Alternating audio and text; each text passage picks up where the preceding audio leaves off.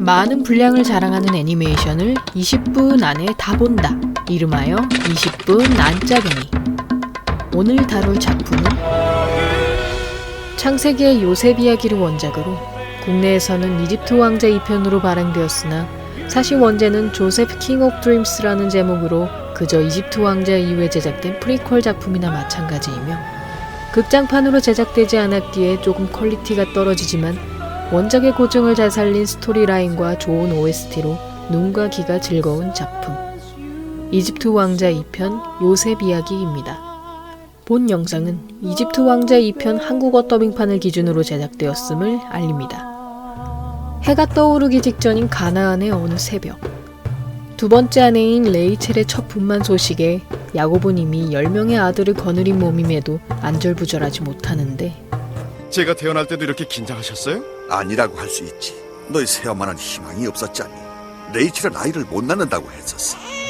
야곱은 불임이라고 생각했던 레이첼이 건강한 사내 아이를 출산하자 이를 신이 내린 선물이라 생각하며 그 아이에게 요셉이란 이름을 붙임과 동시에 기적의 아이라는 칭호를 붙이고 그 모습을 바라보던 10명의 형제들도 덩달아 요셉의 탄생을 기뻐합니다.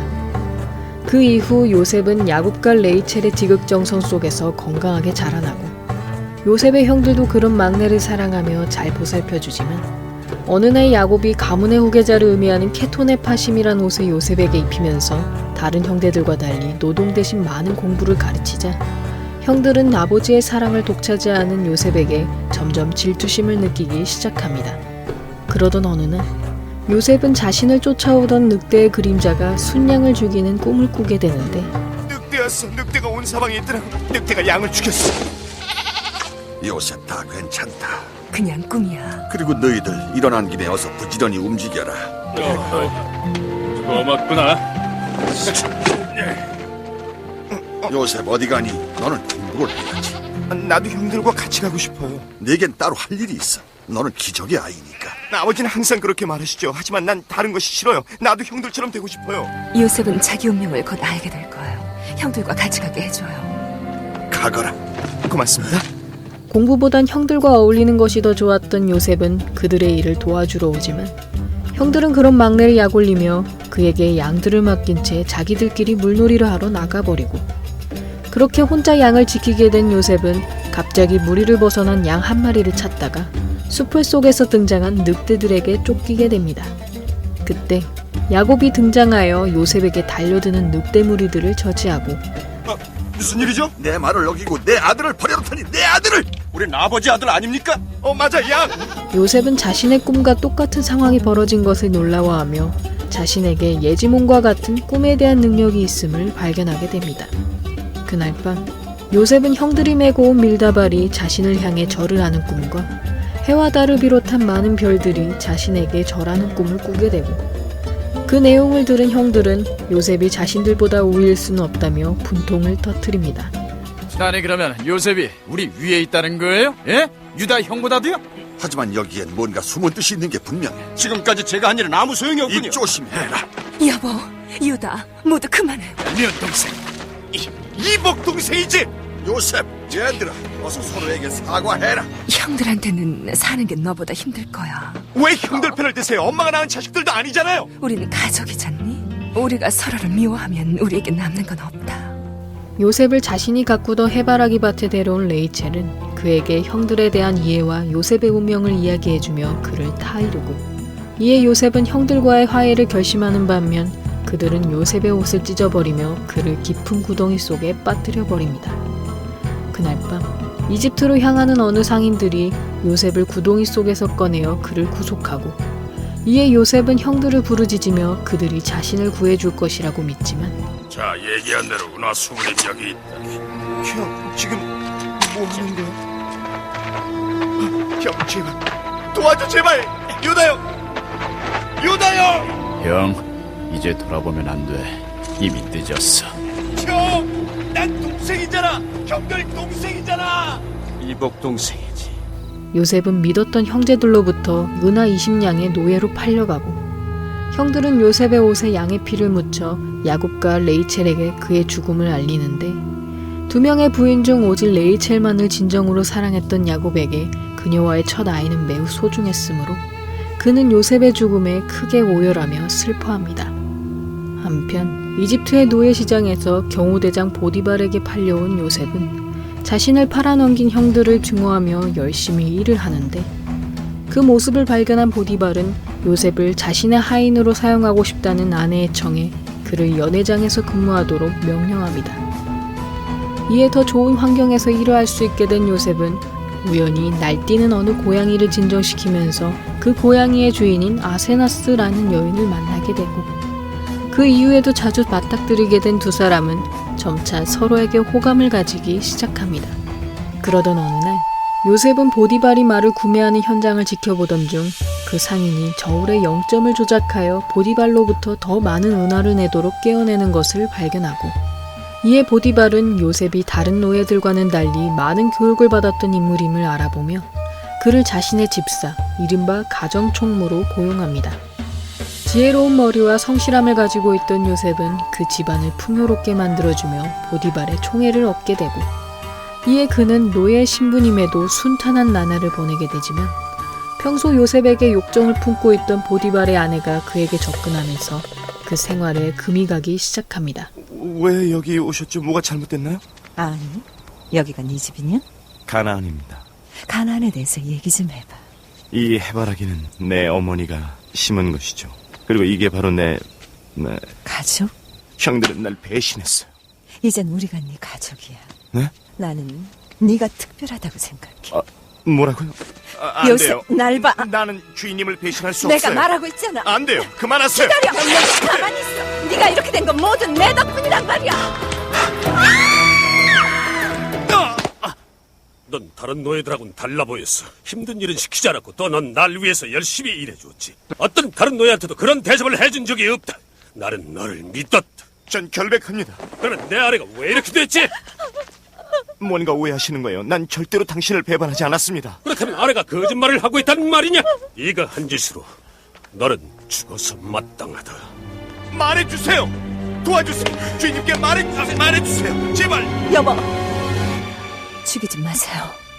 보디발은 아내의 반응으로 요셉이 결백하다는 것을 짐작하지만 아내의 명예를 실추시킬 수 없었던 그는 결국 요셉을 감옥에 가두고, 거기서 요셉은 파라오의 포도주를 관리하는 시종과 빵을 만드는 시종을 만나게 되는데, 나는 황제의 궁전 안에 있는 포도밭에 있었어. 거기엔 아주 오래된 포도나무가 3그루가 있는데 내 눈에서 눈물 한 방울이 떨어졌지. 나무는 너무나 크게 자라서 난 거기 열린 포도를 짜서 황제에게 바쳤지. 난 그 꿈이 뭘 뜻하는지 알아요. 포도나무 3그루는 3일을 뜻해요. 3일 안에 파라오 황제는 당신을 석방한 다음 궁전으로 부를 거예요. 당신이 석방되면 황제에게 내 능력에 대해 얘기해줘요. 그럼 내 꿈풀이도 한번 해봐. 난 3개의 빵 바구니를 황제에게 가져다주고 있는데 바구니가 자꾸 떨어졌어. 갑자기 어디선가 새떼가 날아와서 내 얼굴이랑 눈을 막 쪼아댔지. 빵 바구니 3개도 3일을 뜻해요. 그러니까 3일 후에 황제가 당신의 목을 치면 새들이 당신의 시체를 쪼아 먹을 거라는 뜻이죠. 거짓말하지 마. 거짓말! 그러나 그 두 명은 요셉의 해몽대로 각각 복직과 처형이 이루어지고, 그 후 홀로 기약 없는 감옥 생활을 계속하던 요셉은 우연히 발견한 작은 나무의 싹을 고정하여 그 나무를 기르는 것으로 시간을 보냅니다. 그렇게 2년이 흘러 최근 악몽에 시달리던 파라오는 포도주를 관리하는 시종으로부터 요셉에 대한 이야기를 듣게 되고, 이에 그를 데려오기 위해 감옥을 찾아온 보디발은 오랜 감옥 생활로 앙상해져 버린 요셉의 몰골에 큰 죄책감을 느끼는데, 장군님, 다시 뵙게 돼서 반갑습니다. 내가 널 이렇게 만들었구나. 내 아내가. 이해합니다. 어서 가시죠. 이자가 그자인가? 네, 전하. 너는 어떤 꿈이든 얘기만 들으면 설명을 할 수 있다는 게 사실이냐? 저는 하나님이 시키는 대로 말씀드릴 뿐입니다.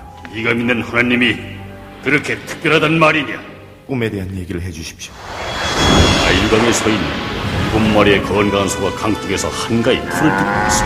그런데 저쪽에서 7마리의 병들고 못생긴 소들이 같이 오고 있더구만. 그런데 갑자기 그 소들이 건강한 소들을 보고 치고, 그리고는 꿈에서 깼지. 더 있습니까? 그래, 풍성하고 잘 익은 곡식이 한 줄기에서 자란다. 그런데 갑자기 굳어버리고 7개의 마른 이삭들이 같은 줄기에서 생겨나 7개의 좋은 이삭들을 없애버린다. 남은 곡식들은 모두 말라서 먹을 수가 없는 것들뿐이다.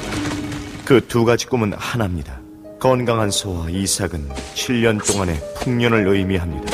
그러나 병들고 마른 곡식들은 7년간의 가뭄과 다가올 멸망을 의미합니다. 이집트는 멸망할 것입니다. 어떻게 하면 막을 수가 있나? 풍년 동안 모든 곡식의 5분의 1을 걷어 군인들이 지키게 하고 가뭄이 들면 사람들에게 나누어 주도록 하는 거죠. 보디발, 이 사람을 믿나? 목숨을 걸고 믿습니다, 전하. 파라오는 요셉의 꿈 해몽과 뛰어난 해안에 감탄하며 그에게 자프나 파네이아, 즉 총리의 지위를 내리고 요셉은 감옥에 있을 동안 자신을 챙겨주었던 아세나스를 찾아가 그녀를 아내로 맞이합니다. 그 후 요셉은 자신의 계획대로 7년간의 풍년 동안 일정량의 곡식을 걷어 엄청난 양의 곡식을 저장하는데 그리고 마침내 7년간의 대기근이 찾아오자 그는 이집트의 백성들에게 모아둔 곡식을 나눠주기 시작합니다. 그때 대기근으로 먹을 것이 없어진 요셉의 형제들이 가나안에서 이집트까지 곡식을 사러 오고 그 모습을 발견한 요셉은 과거의 기억을 떠올리며 괴로워하기 시작합니다. 당신들한테는 곡식을 줄 수 없어. 은화를 내겠습니다. 가족은 12명이고 집에는 아버지와 막내 동생이 있습니다. 곡식을 주어라. 안 돼! 이집트와는 아무 상관도 없는 사람 10명이나 몰려와서 우리 곡식을 달라니 너희들은 첩자들이지. 우리 거짓말을 하지 않았습니다. 맹세합니다. 막내 동생을 데리고 와. 동생이 뭘 증명하죠? 거짓말하지 않는다는 것. 그때까지 우리는 이 사람을 잡아두겠다. 막내 동생을 데리고 올 때까지 잡아두겠다.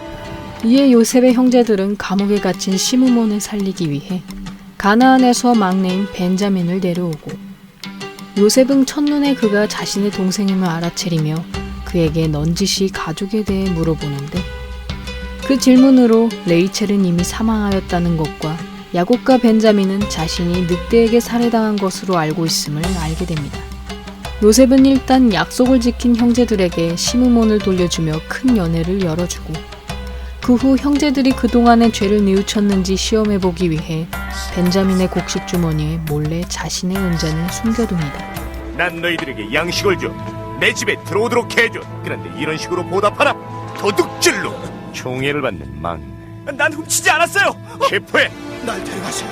아니요, 절 데려가세요. 절 데려가요. 이봐, 당신이 버릇없는 이복 동생을 위해 대신 희생할 수 있나? 아버지에게 또 고통을 줄 수 없기 때문입니다. 또라고? 무슨 고통? 우린 질투심에 눈이 멀어 동생을 노예로 팔았어요. 또 동생이 없어진다면 아버진 견디지 못하실 거예요. 우리도 그렇고요. 만약 누군가가 벌을 받아야 한다면 그건 우리가 받아야 합니다. 난 아무도 해치지 않아. 우리 아버지도 형 나 요셉이야. 요셉! 어떻게 이런 일이... 형한테 하고 싶은 말도 물어보고 싶은 말도 너무 많아. 요셉! 요셉은 형제들이 자신에게 저지른 죄로 인해 20년 동안 고통스럽게 살아왔음을 깨닫자 결국 자신의 정체를 밝히며 그들을 용서하고 이후 야곱을 비롯한 가나안의 식구들을 모두 이집트로 데려오도록 지시합니다. 요셉! 아버지! 아버지! 아버지! 아버지! 요셉! 내 아들! 이건 기적이야. 내 아버지 기적이. 야곱과 형제들은 요셉이 가족과 이집트를 구하기 위해 신이 보낸 기적의 아이라 칭하고 요셉은 가나안의 식구들과 이집트에서 여생을 보내며 해피엔딩을 맞이합니다. 이집트 왕자의 2편은 어느 정도의 각색이 첨가된 1편과 달리 꽤 고증이 잘된 작품이라 할 수 있는데 원작과 차이점이 있다면 요셉이 노예로 팔릴 당시의 상황과 보디발의 아내로 인해 감옥에 있을 당시 행한 행동들을 말할 수 있습니다. 우선 애니에서 형제들이 미리 상인들과 교섭하여 요셉을 노예로 팔아넘겼다면 원작에서는 일부를 제외한 다수의 형들이 진짜 요셉을 죽이려 하자 맏형인 르우벤이 요셉을 우물에 넣어둔 후 나중에 몰래 꺼내주려 하지만 그가 잠시 자리를 비운 사이 유다가 형제끼리 피를 볼 수 없으니 차라리 팔아버리자며 지나가는 상인에게 요셉을 팔아넘깁니다. 그리고 요셉이 보디발의 아내로 인해 감옥에 갇혔을 당시 애니에서는 그가 적은 물을 모아 정성껏 나무를 키우는 반면 원작에서는 간수장의 눈에 들어 요셉이 모든 죄수들의 일을 처분하였다고 하니 요셉에 관심 있으신 분들은 참고하시기 바랍니다. 여기까지 이집트 왕자 2편 요셉 이야기였고요. 여러분의 구독과 좋아요는 힘이 됩니다. 구독을 하시면 다음 영상을 더욱더 빨리 만나보실 수 있습니다. 그럼 많은 시청과 관심 부탁드리면서 다음 편에서 만나 뵙겠습니다.